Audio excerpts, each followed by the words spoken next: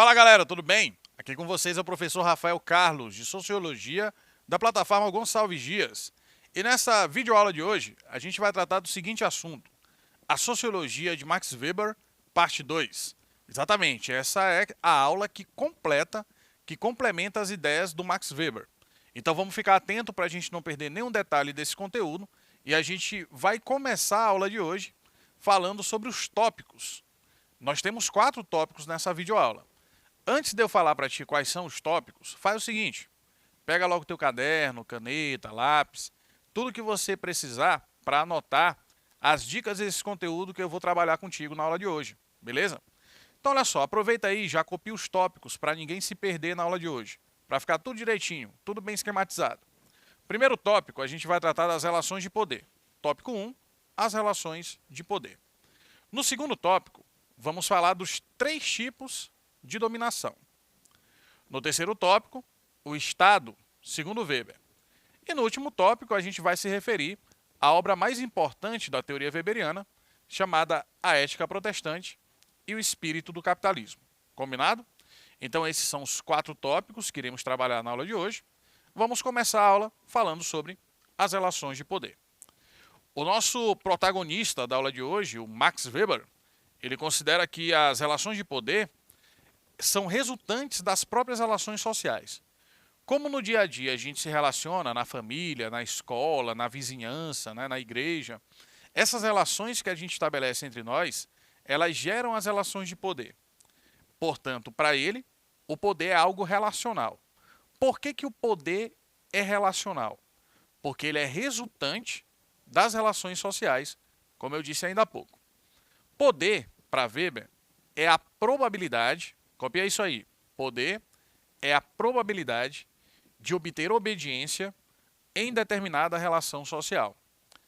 Aí quando você copiar no seu caderno esse conceito, poder, probabilidade de encontrar obediência em determinada relação social, eu vou pedir que tu destaque 3 palavras, ou melhor, 3 partes desse conceito. A primeira parte você vai destacar probabilidade, é a primeira coisa. Probabilidade é um conceito matemático. Na matemática, quando a gente calcula a probabilidade de alguma coisa acontecer, a gente calcula a chance daquilo acontecer. Então, poder não é uma certeza. Quando existe poder numa relação, existe a probabilidade da obediência. Então, possivelmente vai ocorrer a obediência, mas não necessariamente. Por isso que poder não é a certeza da obediência, mas sim a probabilidade que ela aconteça. Destaca também a obediência. Quando eu falo para ti obediência, essa relação é necessariamente entre 2 pessoas ou mais. Certo? Então, toda relação de obediência tem que ter quem manda e quem obedece. Pode ser 2 ou mais pessoas. Se é 2 ou mais pessoas, necessariamente é uma relação social. Destaca no final, relação social. Poder é a probabilidade de encontrar obediência em determinada relação social.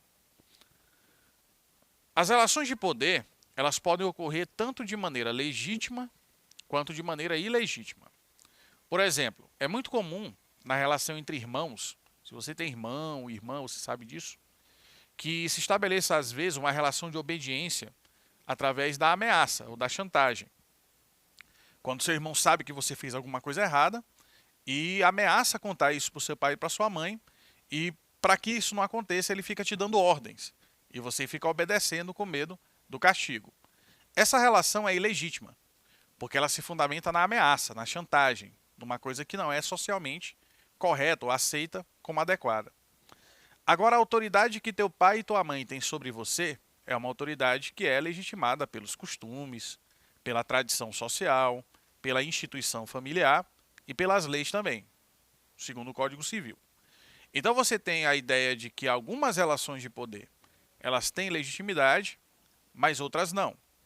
Um relacionamento abusivo, por exemplo, onde uma das partes desse relacionamento acaba se sobrepondo à outra parte, acaba limitando a liberdade da outra pessoa. Existe uma relação de poder, e essa relação de poder tem como base o sentimento de propriedade, de posse, e também o ciúme. Então ela não é legítima, é ilegítima. Mas a relação que o policial tem sobre o cidadão comum numa blitz seria uma relação legítima de poder, porque ela tem como base a lei. A própria lei garante ao policial a prerrogativa, a possibilidade de exercer daquela forma a sua função. Então existe ali uma questão de legalidade. Por isso a relação do policial com o cidadão comum seria, nesse caso, uma relação legítima, ok? A legitimidade nas relações de poder é determinada por um desses três critérios. Ou é a lei que determina, ou os costumes, ou os valores morais. Toda relação de poder que tem como base a lei, o costume ou a moral é vista como relação legítima de poder. Agora, aquelas que não têm isso como característica, como as relações de poder baseadas no medo, na ameaça, na violência física, na chantagem, aí são relações ilegítimas. Quando existe legitimidade nas relações de poder, podemos falar em autoridade. Muita gente pensa que autoridade e poder é a mesma coisa, mas está errado. Autoridade é uma coisa, poder é outra. Existe autoridade somente quando o exercício do poder se dá a partir da legitimidade. A autoridade é o exercício legítimo do poder. Quando esse poder é exercido pela lei, pelos costumes ou pela moral, aí você fala de autoridade. Então, por exemplo, o teu pai e tua mãe para ti são uma autoridade no âmbito familiar. Assim também como o professor em sala de aula é uma autoridade pedagógica. Assim também como o policial, que a gente citou ainda há pouco, é uma autoridade policial conferida pela lei, garantida pela lei. Então existem várias autoridades diferentes. O padre na igreja, o pastor também, eles são exemplos de autoridades eclesiásticas, né, no ambiente ali da igreja, da religião. Então existem vários tipos diferentes de autoridade. E todas as autoridades se fundamentam no exercício legítimo do poder. Então por isso que a autoridade é uma coisa e poder é outra, né? Poder pode ser ilegítimo também. A autoridade não. Considerando a legitimidade nas relações de poder, Weber destaca a existência de três tipos ideais de dominação legítima. Copia isso no teu caderno, que isso é muito importante dentro da teoria desse autor. E no ensino médio você vai estudar bastante sobre assuntos relacionados a essas ideias. Então aproveita aí no caderno e copia. Três tipos ideais de dominação legítima. Quando eu falo para ti sobre dominação, eu estou falando de uma relação de poder. Toda relação de dominação é uma relação de poder. Quando uma pessoa domina outras pessoas, ela estabelece sobre as outras pessoas uma relação de obediência, uma relação, portanto, de poder. As dominações podem ser ou tradicional, que é o primeiro tipo, carismática, segundo tipo, e burocrática ou racional legal, que é o terceiro tipo. Então aproveita e copia logo no teu caderno os três tipos possíveis, três tipos ideais de dominação legítima. A dominação tradicional, carismática ou burocrática, que você também pode chamar de racional legal. Vamos ver agora uma por uma, devagarzinho para a gente poder entender tudo. A dominação tradicional, por exemplo, ela ocorre quando a relação de poder é legitimada pelos costumes arraigados e também pelas tradições sociais. Aí calma que eu vou te explicar o que é arraigado. Eu sei que é uma palavra que não é muito comum, talvez você não tenha ainda conhecimento do que ela signifique. Quando você fala numa coisa arraigada, é o mesmo que dizer que aquela coisa está enraizada. Uma coisa que está enraizada é uma coisa que se solidificou, que se consolidou, que criou raízes. Então, toda vez que você usa o adjetivo arraigado, você está falando de uma coisa que criou raízes, que se consolidou. Quando eu falo costumes arraigados, eu estou falando de costumes consolidados, costumes que criaram raízes na sociedade e também de tradições sociais. Por exemplo, numa aldeia indígena, uma aldeia bastante tradicional ainda, né? Você percebe que a autoridade da aldeia ela está dividida entre duas pessoas, o pajé e o cacique. Só que a autoridade do pajé é uma autoridade mais de nível espiritual. Porque os índios acreditam, na aldeia, que o pajé é uma pessoa que tem acesso aos espíritos da floresta, aos espíritos dos seus ancestrais. Então a autoridade do pajé é uma autoridade mais simbólica, no sentido de ser uma autoridade espiritual. A autoridade do cacique é uma autoridade mais de liderança da aldeia. O cacique é o líder maior da aldeia. Então, nas tribos indígenas, por exemplo, esse respeito pela figura do cacique, o reconhecimento da autoridade do cacique perante os índios, é uma coisa que se dá pelo costume, pela tradição daquele povo. Na nossa sociedade, nós também temos alguns costumes e tradições que estabelecem relações de poder. Quando você ainda era mais jovem, por exemplo, quando você ia ficar na casa da sua tia ou da sua avó, e aí a tua mãe te deixava lá e dizia assim, ó menino, ó menina, te comporta, viu? Obedece a tua avó, respeita a tua tia. Então esse respeito, obediência à autoridade dos mais velhos da família é também um exemplo de dominação tradicional, porque se estabelece pela força da tradição, pela força do costume. Se a gente está falando sobre formas de governo, por exemplo, a gente considera que a monarquia seja uma forma de governo que tem muito essa característica da tradicionalidade. Até a maneira pela qual um rei ou uma rainha chegam até o poder depende da tradição familiar, da hereditariedade. O poder é transmitido de geração em geração dentro daquela família que é a família real. Então, se a gente está pensando em formas de governo, a monarquia, por exemplo, é uma forma de governo tradicional. Ok? Então, a primeira a gente já finalizou. Vamos analisar a segunda, que é a dominação carismática.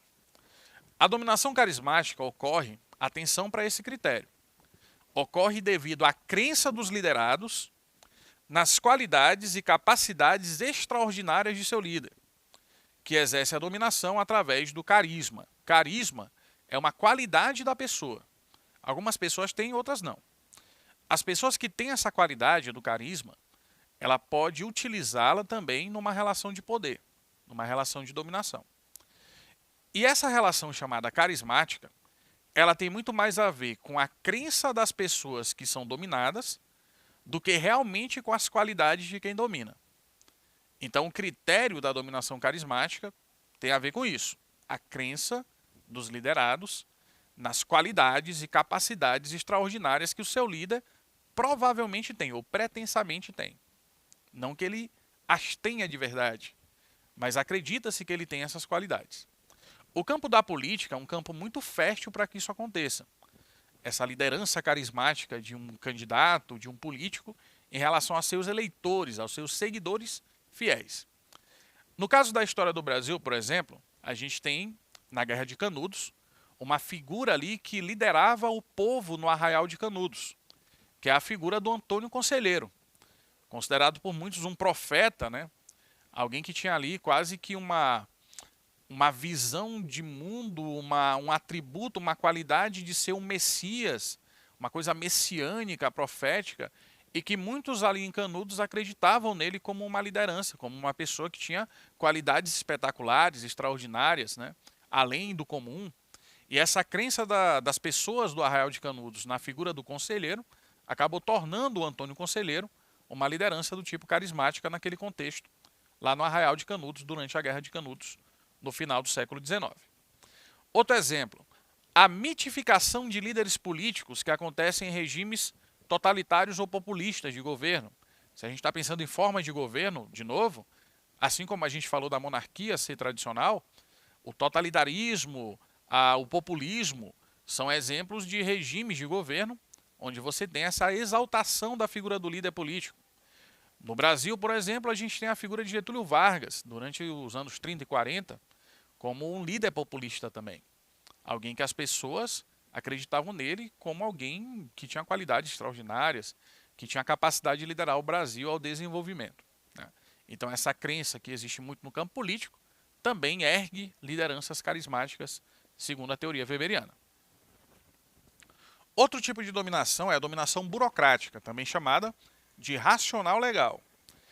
A dominação burocrática é aquela exercida de forma objetiva, de maneira objetiva, de maneira impessoal. Então você aproveita e destaca logo aí no começo, quando você estiver copiando a dominação burocrática, que essa forma de dominação tem característica de impessoalidade. Quando eu falo de uma coisa que é impessoal, eu falo de uma relação que não é de pessoa para pessoa, mas é que é de uma estrutura de poder ou uma instituição para um indivíduo ou para alguns indivíduos. A forma como o Estado domina o cidadão, por exemplo, obrigando a pagar as leis, aliás, a cumprir as leis e a pagar os impostos, pagar a lei não dá, né? Mas cumprir as leis e pagar impostos são exemplos de dominação do Estado sobre o cidadão. Só que quando você paga um imposto ou obedece à lei, quem que você está obedecendo? É uma pessoa? Não é uma pessoa. Você está obedecendo a uma regra. Você está cumprindo o que foi determinado pela lei. Então, nesse caso, a dominação não é pessoal, é impessoal, é objetiva também. De acordo com as regras racionalmente estabelecidas e legitimadas pela sociedade. Regras racionalmente estabelecidas. Por isso o nome também é racional legal.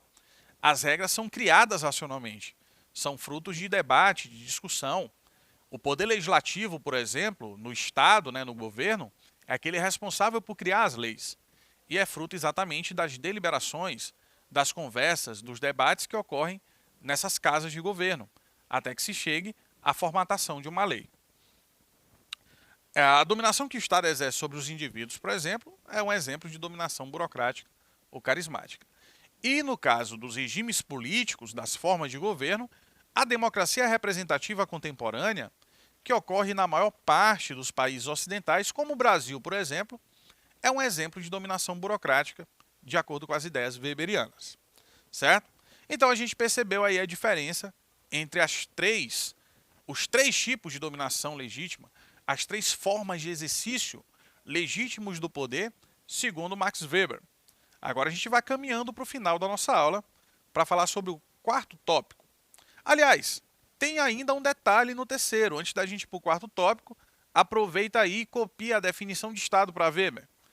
Estado para Weber é a comunidade humana que, sob determinado território, reivindica e exerce o monopólio legítimo do uso da força. Traduzindo para você entender melhor, traduzindo a ideia do Weber, só o Estado e somente o Estado pode usar a força ou a violência dentro da lei para fazer cumprir ou manter a ordem social, ok? O Estado exerce o monopólio legítimo da força através dos seus órgãos ou instituições, como as polícias, as forças armadas, os tribunais e as instituições prisionais. Agora sim, a gente vai para o nosso quarto tópico, que trata da ética protestante e do espírito do capitalismo. O título desse tópico é também o título da obra mais importante escrita por Weber. Publicada em 1905, já no século XX, A Ética Protestante e o Espírito do Capitalismo é uma das grandes obras da história da sociologia. Nessa obra, o Max Weber, nosso protagonista da aula de hoje, destacou o protestantismo. Como o protestantismo, especialmente o calvinismo, que é uma igreja protestante histórica dos séculos XVI e XVII, possibilitou a criação do capitalismo industrial e a consolidação também do sistema capitalista como modo de produção na Europa. A crença da riqueza como um sinal da bênção divina, a poupança, a parcimônia no gastar, constituíram a base do moderno sistema econômico capitalista e possibilitaram a acumulação de capitais que foram destinados à industrialização. Segundo Weber, isso também introduziu na sociedade o comportamento metódico, racional e disciplinado, sobretudo voltado ao trabalho. Porque a partir do calvinismo, com a ética protestante, você tem uma nova concepção sobre o trabalho, que é uma concepção que também é espiritual. Antes o trabalho era visto como indispensável, porém indesejável, associando a condição de castigo e anulação da individualidade das pessoas. Depois da Reforma Protestante, tem-se uma ideia diferente sobre o trabalho, que passa a ser glorificado, em oposição à preguiça, ao ócio e ao repouso. É como se trabalhar fosse uma forma também de glorificar a Deus. E quem não trabalha porque é preguiçoso. E o que a preguiça é? É um pecado capital. Então é como se o trabalho nos livrasse do pecado, nos livrasse da preguiça e fizesse com que a gente fosse digno de receber as bênçãos divinas. E por essa ética protestante, desenvolve-se na Europa, segundo Weber, um espírito do capitalismo, uma mentalidade capitalista, voltada para o lucro, de forma permanente, racional e disciplinada. E com isso a gente encerra mais uma aula de Sociologia. Muito obrigado pela atenção de todos e já deixo marcado um convite para as próximas aulas também. Tchau, tchau.